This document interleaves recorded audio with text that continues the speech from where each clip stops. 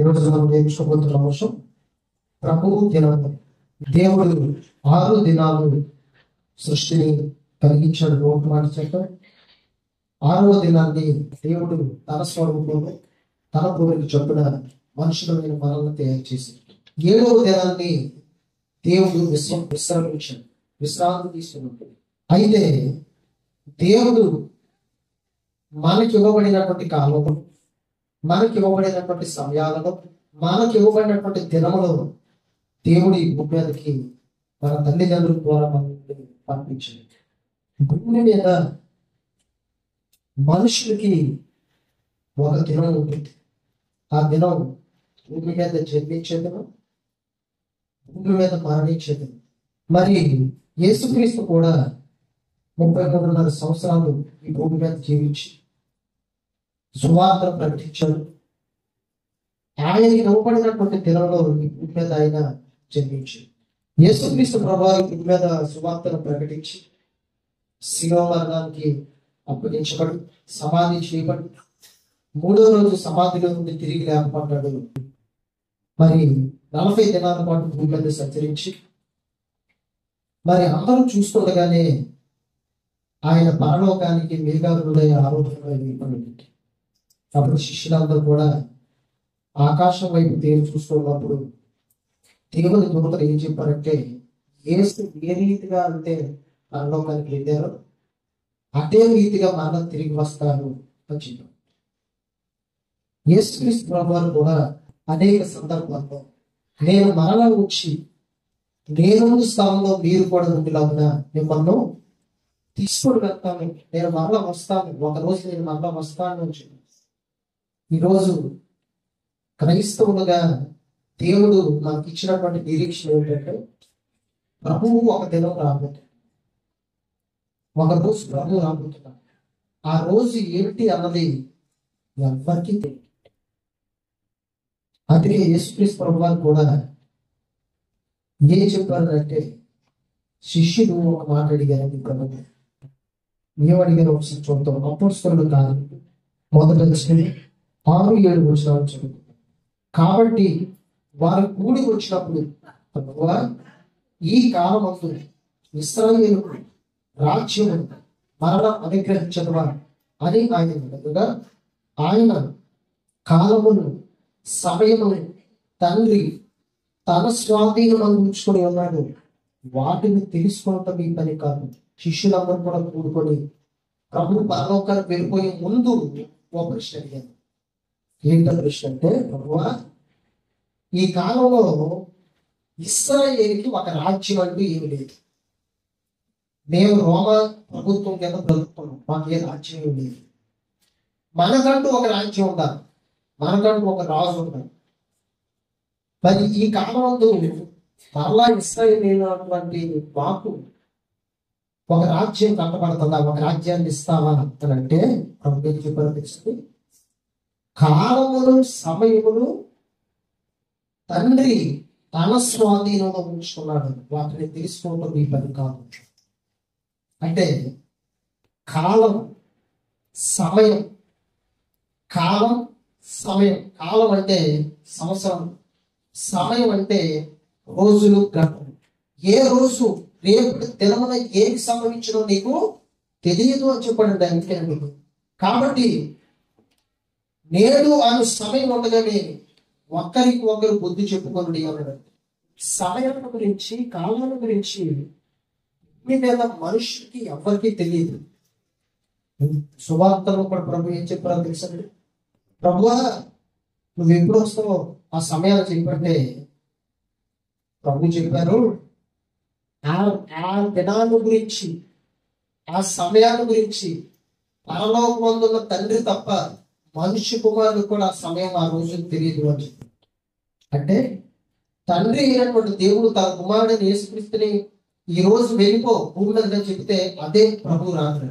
అంటే తండ్రి కాలములు సమయములు తన స్వాధీనంలో ఉంచుకున్నాడు. కాబట్టి ఏ రోజైతే తండ్రి నువ్వు భూమి మీదకి వెళ్ళాలని తన కుమారుడిని యేసుక్రీస్తుకి చెప్తాడో అదే యేసుక్రీస్తు యొక్క రెండవ రాకడ. అందుకే ప్రభు ఏం చెప్పారంటే, ఆ దినముల గురించి పరలోకంలో ఉన్న తండ్రి తప్ప మనుష్య కుమారుడు కూడా ఆ దినాన్ని గురించి ఎరగడు. ప్రభు ఏం చెప్పారంటే ఆ దినం నాకు కూడా తెలియదు, తండ్రి ఆ దినంలో ఉంది అని చెప్పారు. తండ్రి ఏమో చెప్తే ఆ రోజు నేను వెళ్ళిపోవాలి. అయితే ఆయన వచ్చే ముందు, ప్రభువు వచ్చే ముందు ఏం జరుగుతుంది అన్న విషయాలు మరి మత్తయి సువార్తలు, లోక సువార్తలు, ప్రభు రాయించారు. కొన్ని సూచనలు, కొన్ని కార్యాలు ఈ భూమి మీద జరగటం ప్రభు చెప్పారు. కాబట్టి ఆయన రాకడ గురించి కొన్ని గుర్తులు చెప్పాడు ఆయన. ఇగో ఇది జరుగుతున్నప్పుడు రాకడ సమీపంగా ఉందని తెలుసుకోండి అని చెప్పాడు. రాకడ దగ్గరగా ఉంది, సమీపంలోనే ద్వారంలో మీరు ఉన్నారని తెలుసుకోండి అని చెప్పాడు. కాబట్టి ఈరోజు భూమి మీద ఉన్నటువంటి క్రైస్తవులందరూ కూడా ప్రభువు రాకడను గురించి లేదా ప్రభువు దినముల గురించి ఎదురు చూస్తూ ఉన్నారు. అన్యజనులకి ఆ నిరీక్షణ ఏమో కూడా లేదండి. క్రైస్తవులుగా దేవుడు మనకు మాత్రం ఇచ్చాడు ఆ నిరీక్షణ. అన్యజనులు ఎన్నారైనా అనగా జీవించడమే తప్ప ఎవరో వచ్చి పరలోకానికి తీసుకొని వెళ్తారన్నటువంటి నిరీక్షణ లేదు వాళ్ళకి. కానీ మనకి ప్రభు ఏమి ఇచ్చారంటే ఒక నిరీక్షణ ఇచ్చారు. నేను మరలా వచ్చి నేను ఎక్కడైతే ఉంటానో నేను స్థలంలో మీరు కూడా ఉండలాగిన నేను మరలా వచ్చి నేను మిమ్మల్ని తీసుకెళ్తానని చెప్పాడు. అదే ప్రభుత్వం. మొదటి దశలోకి ఉన్నటువంటి సంఘానికి పత్రిక రాస్తూ 5వ అధ్యాయం మొదటి నుండి చదువుతున్నాను. సహోదరులారా, ఆ కాలమును గూర్చి ఆ సమయం గూర్చి మీకు రాయనక్కర్లేదు అని చెప్పారు. ఎందుకు రాయక్కర్లేదు అని చెప్పారు? ఆల్రెడీ ప్రభు చెప్పాడు మత్తయి సువార్త. ఇదిగో నేను వచ్చేటప్పుడు రాకడకు ముందు కొన్ని గుర్తులు జరుగుతాయి, రాకడకు ముందు కొన్ని సూచనలు జరుగుతాయి. ఇవి మీరు గుర్తు పెట్టుకోవాలి. ఇదిగో నేను రాబోతున్నానని శిష్యులు అడిగారు, ప్రభా నీ రాకడకి ఈ యుగ సమాప్తికి మరి ఏంటి మాకు గుర్తులేంటి, ఎలా తెలుస్తుంది, మాకు ఎలా తెలుసుకోవాలంటే ప్రభు అనేక విషయాలు చెప్పారంటే రాజ్యం మీద రాజ్యం తెలుస్తుంది, మీరు సకల జనుల చేత ద్వేషింపబడతారు, ప్రేమ చూడాలి, భూకంపాలు కలుగుతాయి అని ప్రభు అనేకమైన విషయాల కోసం చెప్పుకొచ్చారు. ఇవన్నీ జరిగేటప్పుడు సమీపం అనే ద్వారం దగ్గర మీరు ఉన్నారని తెలుసుకోండి. ఇదిగో రాకుండా సమీపంగా ఉంది. కాబట్టి పౌలు ఏమంటున్నాడంటే ఆ కాలాల గురించి ఆ సమయాల గురించి మీకు రాయాల్సిన అవసరం లేదు. ఎందుకంటే మీరు ఆల్రెడీ విన్నారు, దాన్ని సువార్తలో విన్నారు, సువార్త చెప్పినప్పుడు విన్నారు. మనం చెప్తే కింద ఏమంటారు చూడండి, 2వ వచనం, రాత్రి వేళ దొంగ ఎలాగో వచ్చినో అలాగే ప్రభు దినము వచ్చినని మీకు బాగుగా తెలియను. అంటే తెస్సలోనికలో ఉన్నటువంటి సంఘం అందరికి కూడా ఏం తెలిసటంటే రాత్రి వేళ దొంగ ఎలా వచ్చినో అలాగే ప్రభు దినము వచ్చినని మీకు బాగుగా తెలియదు. అంటే మీ అందరికి బాగా తెలిసి ఒక విషయం. ఏంట విషయం అంటే రాత్రి వేళ దొంగ ఎలా వస్తాడో ప్రభు కూడా సడన్ గా అలాగే వస్తాడని తెలియదు. అంటే స్ఫోటనలు జరుగుతాయి, ఆయన చెప్పినటువంటి గుర్తులు జరుగుతాయి, అనేకమైనటువంటి భయంకరమైనటువంటి సంగతులు ఈ భూమి మీద జరుగుతుంటాయి. కానీ అవి జరుగుతుండగా సడన్ గా ప్రభు వచ్చేస్తాడు. ఆ రోజు ఏ రోజు అనేది మనగా ఎవరికి తెలియదు. అందుకే పౌలు అంటున్నాడు, పౌలుకి తెలియదు, ఎవరికి తెలియదు ఆ విషయం. అది రహస్యం. దేవుడు దాని రహస్యం ఏంటి?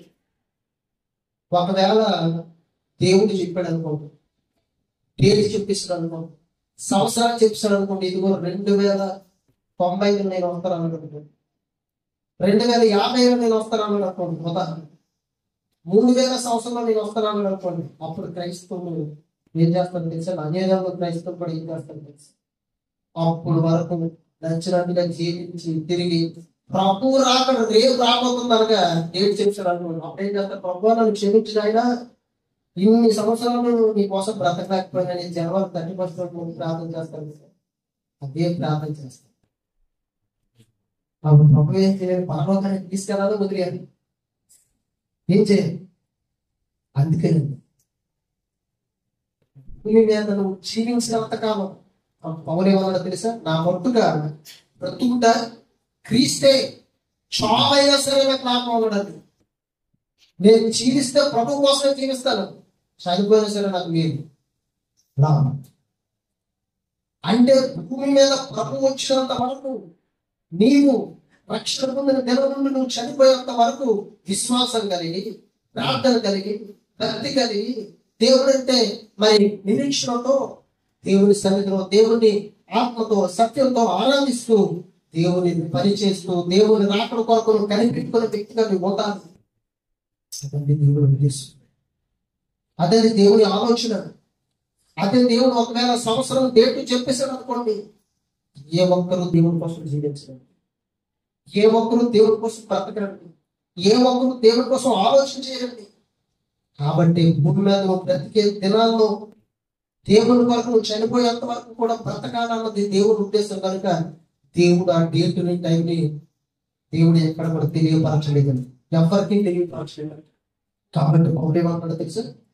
రాత్రి వేళ ప్రభుగా ఎలా వచ్చినో అలాగే ప్రభు దినం వచ్చినని మీకు బాగుగా అంటే ప్రభు రాకడ ఎలా ఉంటుంది అంటే సడన్ గా వస్తారండి. సడన్ గా కొన్ని సూచనలు జరుగుతుంటాయి. ప్రభు చెప్పి సూచనలు జరిగినప్పుడు మీరు జాగ్రత్తగా ఉండాలి, ఇంకా నా రాకడ గుర్తునివి అని చెప్పారండి. అదే టైంలో ప్రభు సడన్ గా వస్తాడు, సడన్ గా వస్తాడు. దొంగలైతే ఏ క్షణంలో వస్తాడు మనకు తెలియదు కనుక అలాగే ప్రభు రాక కూడా అలాగే ఉంటుంది అని చెప్పి చెబుతూ కింద ఏమన్నా చూడండి. లోకంలో ఉన్నటువంటి వాళ్ళందరూ కూడా అనుకుంటున్నారట, ఏమని? నెమ్మదిగా ఉన్నది మహిమేమీ లేదని చెప్పుకోవచ్చుండగా గర్భిణీ స్త్రీకి ప్రసవ వేదన వచ్చినట్టు వారికి ఆకస్మికంగా నాశనం తటస్థితిని కనుక వారు ఎంత మాత్రమో తప్పించుకోలేదు. లోకంలో ఉన్నటువంటి జనాలందరూ కూడా అనుకుంటున్నారట, ప్రభు రాక వస్తుంది 2000 సంవత్సరాల కింద చెప్పాడు కదా, ఏంటి ఇప్పటికీ రాలేదేంటి, ఇప్పటికీ ఇంకా ప్రభు రాలేదేంటి, అసలు ఆయన వస్తాడో రాడో, ఆయన రాకడు ఉందో లేదో అని ఏం జరగలేదు. ఇప్పుడు ఏమీ రావట్లేదు కదా, పెద్ద ఉపద్రవాలు రావట్లేదు, పెద్ద సూచనలు ఏం లేవు, పెద్ద గుర్తులు ఏం లేవు, అంత నార్మల్ ఉంది. నార్మల్ ఉంది, ప్రకృతి ఎక్కడ చూసినా నార్మల్ ఉంది, అసలు మనం ఇంటి భయపడాలి అని అనుకుంటున్నట. గర్భిణీ స్త్రీకి ప్రసవ వేదన వచ్చినట్లు ఆకస్మికంగా నాశనం తప్పించినట్లు వారు ఎంత మాత్రము తప్పించుకున్నారు. అంటే ప్రభువు రాకడ వచ్చేటప్పుడు భూమి మీద ఏ ఒక్క మనిషి కూడా తప్పించుకోలేదు. నువ్వు ఏ దేశంలో ఉండు, ఏ భాష మాట్లాడు, ఏ ప్రాంతంలో ఉండు, ఎక్కడైతే ఉండు, ప్రభు వచ్చేటప్పుడు ఎవ్వరూ తప్పించుకోలేరు. అందరూ కూడా ఆయన ముందు వచ్చారు, ఏ ఒక్కరు కూడా తప్పించుకోలేరు. అందుకే పేతురు రాసిన పత్రిక ఏమంటారు చూడండి ఒకసారి. పేతురు రాసిన 2:3 ఆయన రాకడను కూర్చున్న వాగ్దానం ఏమైనా అంజలు అనుకుంటారట, ఏమని? భయమేమీ లేదు, అంత నార్మల్గానే ఉంది అని అనుకుంటూ ఏమంటారట చూడండి. ఆయన రాకడ గురించి వాగ్దానం చేశారు కదా, ఆయన ఇదిగో నేను మరలా వచ్చి నేను ఉండే స్థానంలో మీరు కూడా ఉండడానికి నేను మరలా వచ్చి మిమ్మల్ని తీసుకొని వెళ్తానని వాగ్దానం చేశారు కదా. వాగ్దానం ఏమైపోయింది? పితరులను నిద్రించింది మొదలుకొని సమస్తమును సృష్టి ఆరంభంలో ఉన్నట్టే నిలిచి ఉన్నదని చెప్పుదరని మొదట మీరు తెలుసుకోవాలి. నువ్వు ఎంత అక్కడే చదువుకున్నావు. లోకస్తులు అనుకుంటున్నారట భయమేమీ లేదు, నెమ్మదిగా ఉంది, అసలు ఏం లేదు, అంత నార్మల్గా ఉంది, ప్రభు రాక వస్తుందని చెప్పారు కానీ ఇప్పుడు ఎన్ని రోజులు తెలిసిన నార్మల్గా ఉంటుంది. ఆకాశం అలాగే ఉంటుంది, భూమి అలాగే ఉంది, సముద్రం అలాగే ఉంది, ప్రకృతి అలాగే ఉంది, ఏమి ఎఫెక్ట్ లేదే, బాగానే ఉంది అని అనుకుంటూ వాగ్దానం ఏమైపోయింది? ప్రభు చెప్పినట్టు వాగ్దానం, నేను మరణ వస్తాను, నేను ఉండే స్థానంలో మీరు కూడా ఉంటాను అన్నటువంటి వాగ్దానం ఏమైపోయింది? పితరులు నిద్రించిన మొదలుకొని ఆరంభం ఉన్నట్టే అంత నార్మల్గా ఉంది అనుకుంటున్నారండి. అనగా పూర్వము నుండి ఆకాశం ఉండిననియు నేలలో నుండి నేల వలనను సమగోచమైన భూమి దేవుని వాక్యం వల్ల కలిగినని వారు బుద్ధిపూర్వకంగా మరొకరు. ఇటువంటి దేవుడు భూమిని తయారు చేసేటప్పుడు భూమిని నీటిలో ఉంచాడండి. భూమిని బాగా ఆయన ఏం చేసినట్టే భూమిని బాగా ఆ నీటిలో ఉంచి బాగా నానినంత వరకు కూడా భూమి వచ్చింది. అప్పుడు దేవుడు ఏమనిపించింది, ఆరిన నేల బయటికి రమ్మని. ఆరిన నేల బయటికి రమ్మని చెప్పినప్పుడు ఖండాలు బయటకు వచ్చి, ఆసియా ఖండం, ఐరోపా ఖండం, ఎవరి ఆస్ట్రేలియా, ఉత్తర అమెరికా, దక్షిణ అమెరికా, అంటార్క్టికా, ఈ 7 ఖండాలు కూడా నీటిలో నుంచి బయటకు వచ్చి, అదే మిగిలినంత సముద్రం. అంటే ఎంతకు ముందు సృష్టి ఆత్మలో ఈ భూమి అంతటినీ కూడా నీటిలో ఉండేది. ఇదంతా కూడా నీరు మొత్తం నీరే. భూగ్రహాన్ని చూసినప్పుడు మొత్తం నీరే. మేతని తేలేటువంటి ఆ ప్లేటెక్స్ కానివ్వండి, ఈరోజు ఖండాలు కానివ్వండి, ఏమి లేవండి. అన్నింటిలో కూడా దేవుడు నీటిలో ఉంచాడు. దేవుడు ఒక రోజు ఆరిన నేల బయటికి రమ్మని చెప్పాడు. ఆ నీటిలో ఉంచినప్పుడు దేవుడు ఏం చేశాడో తెలిసండి, రెండో విషయం, ఆది యందు దేవుడు భూమి ఆకాశము సృజించెను. భూమి నిరాకారముగాను శూన్యముగాను ఉండును. చీకటి అగాధ జలము పైన కమ్మి ఉండును. దేవుని ఆత్మ జలము పైన అల్లాడుచుండెను. ఏం చేస్తాడంటే, దేవుడు ఎప్పుడైతే భూమిని జలంతో నింపాడో, దేవుడు ఎప్పుడైతే భూమిని జలంతో నింపాడో, దేవుని ఆత్మ జలముల పైన అనేక సంవత్సరాలు జలముల పైన తిరుగుతూనే ఉన్నాడండి. పరిశుద్ధుడు అనేక సంవత్సరాలు తిరుగుతూనే ఉన్నాడు. ఎందుకంటే ఆ భూమి మీద నుండి ఖండాలు రావాలి, అందులో నుండి దేవుని స్వరూపమైన దేవుని కుమారుడు భూమి మీదకి రావాలి. కాబట్టి దేవుడు ఏం చేశాడంటే, ఎన్నో సంవత్సరాల పరిశుద్ధాత్మ దేవుడు ఆ భూమి చుట్టూ నీరే, మొత్తం భూగ్రహం అంతా నీరే, బయటికి ఖండాలు ఏం కనిపించలేదు, మొత్తం అంతా నీరే. దేవుడు పరిశుద్ధాత్మడికి ఎన్నో సంవత్సరాల జలముల పైన అల్లాడుచున్నాడట. జలముల పైన అల్లాడుతూ ఉన్నాడట, తిరుగుతూ ఉన్నాడట. అప్పుడు దేవుడు ఆరిన నేల బయటికి రమ్మని చెప్పినప్పుడు ఖండాలు బయటకు వచ్చాయి. మిగిలినంత కూడా సముద్రంగా మారిపోయింది. ఇప్పుడు ఇతర రాసిన పత్రికలో మనం చూస్తే 5వ వచనంలో, ఏలయనగా పూర్వము నుండి ఆకాశముండుననియు నీళ్ళలో నుండి నీళ్ళ వలన సమకూర్చబడిన భూమియు దేవుని వాక్యం వల్ల కలిగిననియు వారు బుద్ధిపూర్వకంగా మరతలు ఆలోచన. ఆ నీళ్ళ వల్ల అప్పుడున్న లోకము నీటి వరదలో మునిగి నశించను. అయితే ఇప్పుడున్న ఆకాశము భక్తిల తీర్పును నాశనము జరుగు వరకు అగ్ని వరకు నిలవ చేయబడింది. అదే వాక్యం వల్ల భద్రం చేయబడి ఉన్నది. ఇప్పుడు ఆ రోజు ఏ వాక్యం వల్ల అయితే భూమిని కలిగించి నీటిలోంచి భూమిని ఆరిండేళ్ళ బయటికి రమ్మని చెప్పాడు, అదే విధంగా దేవుడు ఏం చేస్తాడో తెలుసండి, ఆ నీళ్ళ వలన అప్పుడున్న లోకము నీటి వరదలో మునిగి నశించను. అంటే నోవహు కాలంలో ఏమైంది, జలప్రళయం వచ్చింది. ఆ జలప్రళయంలో అందరూ చచ్చిపోయారు, మొత్తం అందరూ చచ్చిపోయారు. మరలా భూమి మీద రెండవసారి జనాలు విస్తరించడం మొదలు పెట్టారు. లేకపోతే మొదట చాలా మంది జనాలు విస్తరించారు.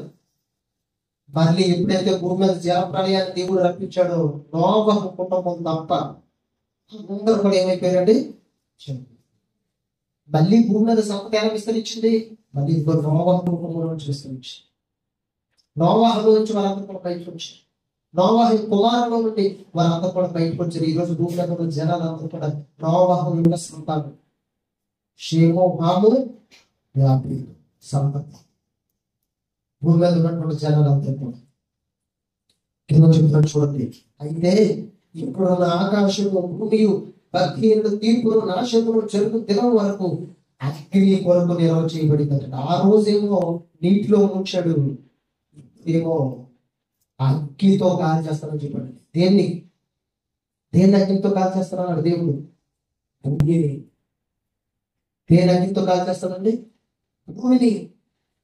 అంటే సూర్యుని చూసాం అనుకోండి, ఎలా ఉంటుంది, హీలియంతో మండిపోతుంది. అక్కడ ప్రాణం నివసించడానికి అవకాశం ఉంటుంది. అలాగే ఈ భూమిని కూడా దేవుడు కాల్ చేస్తానని చెప్పాడు. మొత్తం భూమి అంతా కూడా తగలబడిపోతుంది. ఒకరోజు భూమి అంతా కూడా కాల్ చేస్తానని చెప్పాడు. కింద చెప్తాడు చూడండి. ప్రియులారా, ఒక సంగతి మర్చిపోబడి ఏమనగా ప్రభువు దృష్టికి ఒక దినం 1000 సంవత్సరాల వరకు, 1000 సంవత్సరాలు ఒక దినంలో ఉన్నవి. చూడండి, దేవుడి దృష్టి గట దినాలు ఎలా ఉన్నాయంటే, ఒక దినం 1000 సంవత్సరాల వరే, 1000 సంవత్సరాలు ఒక్క దినం వరే ఉన్నాయి. 1000 సంవత్సరాలు ఒక్క దినం వల్లే ఉన్నాయండి.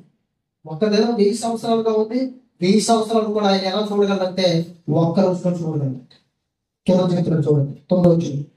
అందరూ ఆలస్యమని ఎంచుకున్నట్లు ప్రభు తన వాగ్దానం గురించి ఆలస్యం చేయవాడు కాదు, కానీ ఎవడను నశింపవలని హెచ్చరింపగా అందరూ మౌన మనసుకోవడం కోరుచు ఈ ఏడాది దీర్ఘశాంతముగా వాడై ఉన్నాడు. చూడండి, దేవుడు ఎప్పుడో వాగ్దానం చేశాడు. 2000 సంవత్సరాల కింద నేను మరలా రాబోతున్నాను అన్నటువంటి వాగ్దానం చేశాడు. అయితే దేవుడు తన వాగ్దానాన్ని గురించి ఆలస్యం చేసేవాడు కాబట్టండి. కానీ ఎందుకు దేవుడు రాకడ ఆలస్యం అవుతుందంటే, దేవుడు ఇంకా ఎందుకు ఎదురు చూస్తున్నాడంటే, దేవుడు ఇంకా ఎందుకు ఆలోచన చేస్తున్నాడంటే రాకుండా ఇక్కడ చెప్తున్నాడు. చూడండి కింద ఏమని చెప్తున్నాడో తెలుసండి, ఎవరు నశించుకోవాలన్నా అది దేవుడు కోరుకోవడం. ఎవరు నశించుకోవడం అన్నటువంటి దేవుడికి ఇష్టం ఉంటుంది. ఎవరు నశించుకోవాలన్న దేవుడి ఉద్దేశం కాదండి. ఏం చెప్తాడంటే, ఎవరు నశింపవాలని చెప్పగా అందరూ మారు మనస్సు పొందవలని కోరుచు ఎడల దీర్ఘశాంతంగా వాడు. దేవుడు అంటే దీర్ఘశాంతం, సహిస్తున్నాడు. దేవుడు మారుతారు, ఈ జనం వచ్చే తరం మారుతారని దేవుడు ఆలోచన చేస్తాడు. ఎందుకంటే నరకం ఎంత భయంకరంగా ఉంటుందో దెయ్యానికి అపవిత్ర ఆత్మలకు తెలుసు, దేవుడికి తెలుసు.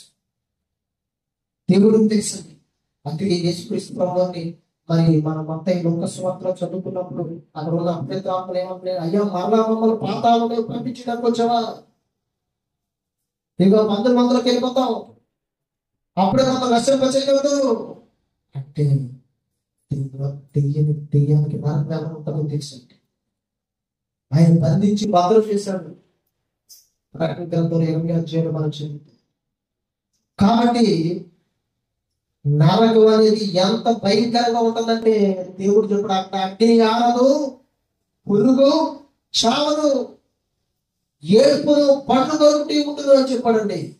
నరకం అంటే అంత భయంకరంగా ఉంటుంది.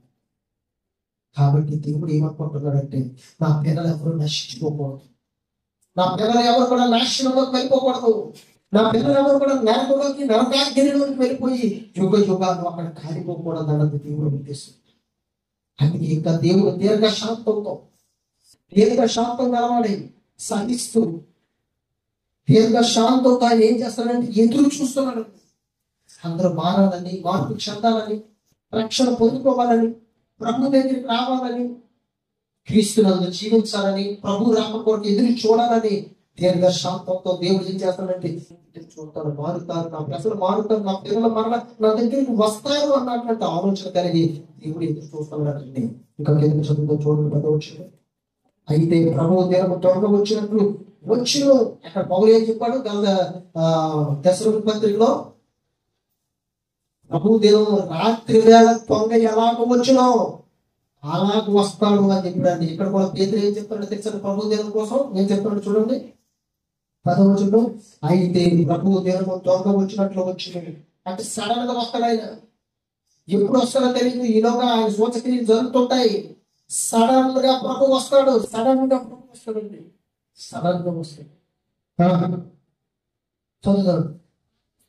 ఆ దినమున ఆకాశమును మహాధ్వనితో గతించిపోవును, పంచభూతములు నికటమైన మేడలతో లయమైపోవును, నీవు దాని మేదనంలో కూర్చుములు కాలిపోవును. ఏంటి దేవుడి యొక్క రాకడలో తీర్పు జరిగిపోయిన తర్వాత మరి అందరూ కూడా కొంతమంది జీవ పునరుద్ధారానికి, కొంతమంది మరణ పునరుద్ధారానికి, అనగా కొంతమంది నిత్య జీవంలోకి, కొంతమంది నిత్య నరకంలోకి వెళ్ళిపోయినప్పుడు ఏం జరుగుతుందో తెలుసా?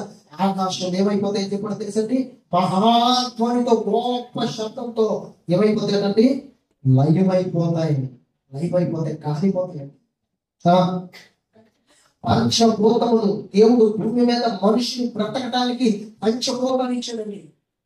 ఆకాశాన్ని, భూమిని, గాలిని, నీరుని, నిప్పుని దేవుడు ఇచ్చాడు. ఎందుకంటే ఇవి పంచభూతాలు. ఇవి ఎందుకంటే ఇవి భూమి మీద ఉంటేనే ఇక్కడ ఈ భూమి మీద జనాలు జీవించగలరు.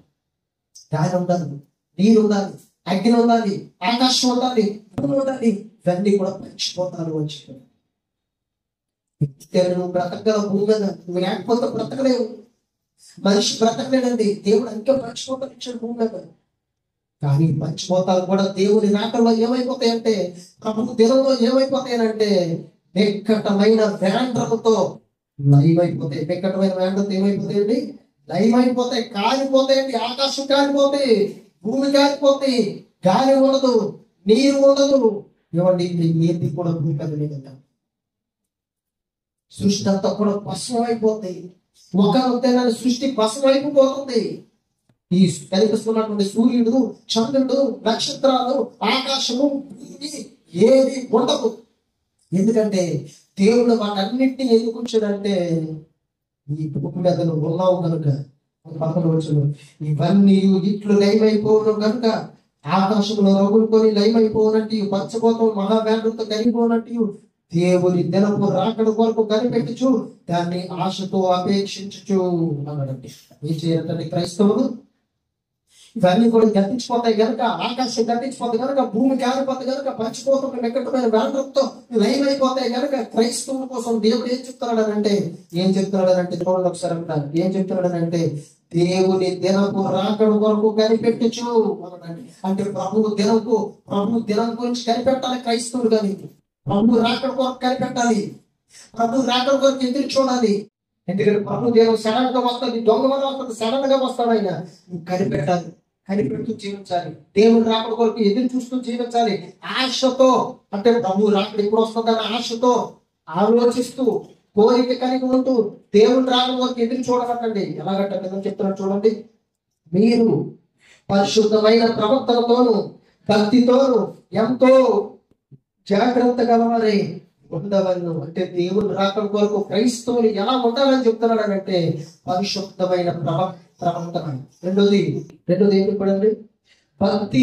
భక్తితో ఎంతో జాగ్రత్తగా ఉండమని చెప్పాడండి. అంటే ప్రభు వచ్చేటప్పుడు నువ్వు పరిశుద్ధమైన ప్రవర్తన, భక్తి నీలో ఉన్నప్పుడు ఆ దేవుడు నిన్ను పరలోకానికి తీసుకెళ్తాడు.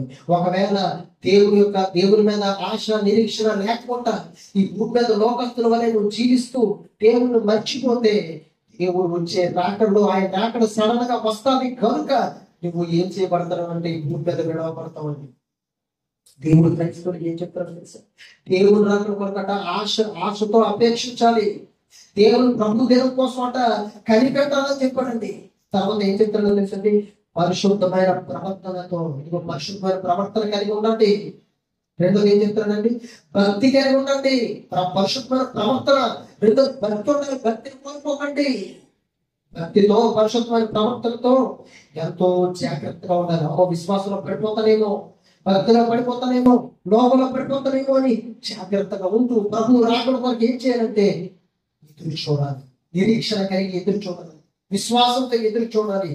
దేవుడు సడన్ గా వస్తాడు కనుక ఆయన రాకడ దొంగమని సడన్ గా ఉంటాడని అక్కడ పౌలు ద్వారా దేవుడు రాయించాడు, ఇక్కడ పేతురు ద్వారా దేవుడు రాయించాడు. కాబట్టి విశ్వాసం కలిగి, భక్తి కలిగి, పరిశుద్ధమైన ప్రవర్తన కలిగి ఎంతో జాగ్రత్తగా దేవుడిని రాకడ కొరకు ఎప్పుడైతే ఎదురు చూస్తావో నువ్వు మరణించిన లేదా ప్రభు రాకడ సడన్ గా ఉన్నప్పుడు వచ్చిన ప్రభువుతో పాటు నేను కూడా పరదైసులో నుంచి పరలోకానికి లేదా భూమి మీద బ్రతుకుంటే భూమి మీద నుండి అక్షయమైన శరీరాన్ని ధరించుకొని పరలోకానికి ప్రభుతో పాటు వెళ్ళిపోతాం. అన్ని జనానికి ఈ నిరీక్షణ ఉందండి. వారు ఎలాగైనా జీవించవచ్చు, ఎలాగైనా బ్రతకొచ్చు.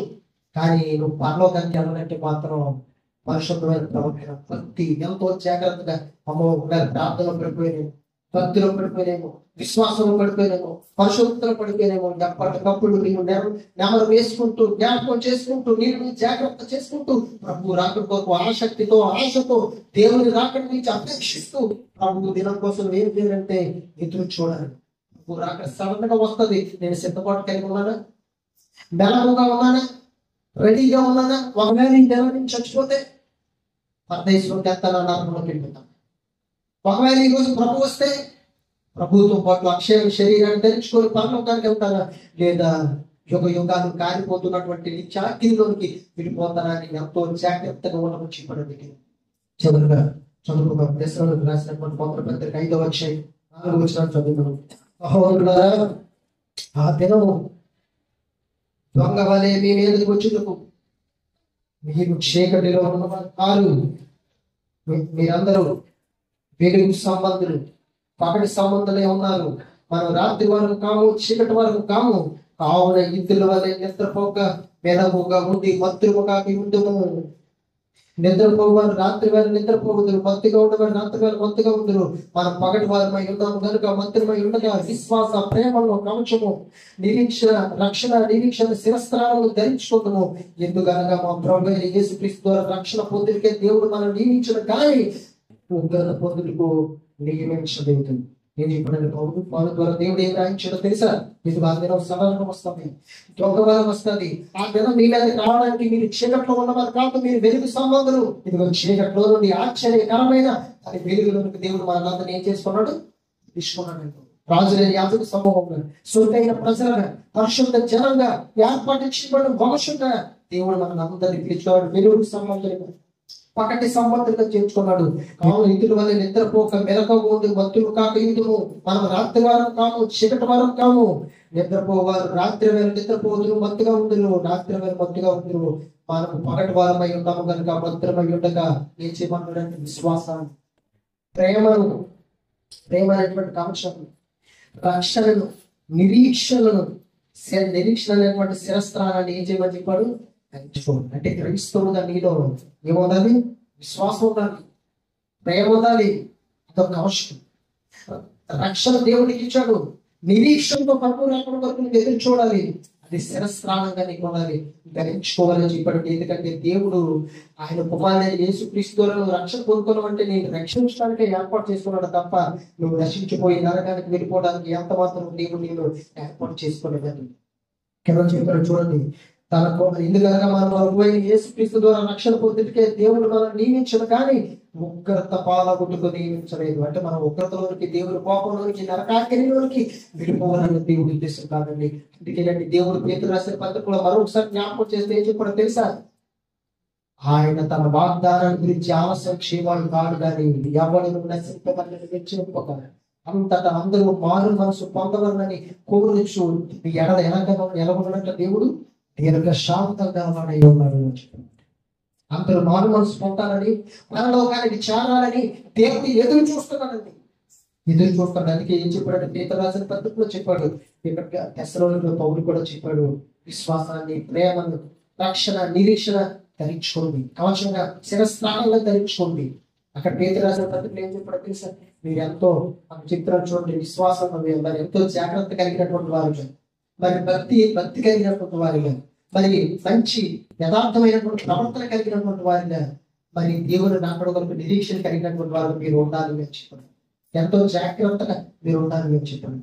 కాబట్టి క్రైస్తవులుగా అప్పుడు దేవుడు సరళగా వస్తుంది కనుక ఇవన్నీ కూడా కలిగి ప్రతిరోజు ప్రార్థనలోను, విశ్వాసంలోను, ప్రేమలోను, భక్తిలోను ఎదుగుతూ దేవుని రాకడ కొరకు, ప్రభు దినం కొరకు ఎదురు చూసే వ్యక్తిగా క్రైస్తవులు ఉంటే ఏ రోజు ప్రభు వచ్చినా, ఏ రోజు చనిపోయినా ఒక దినాన్ని ప్రభుతో పాటు పరలోకంలో ఉంటాము అన్న సంగతి నువ్వు జ్ఞాపకం చేసుకోవాలి.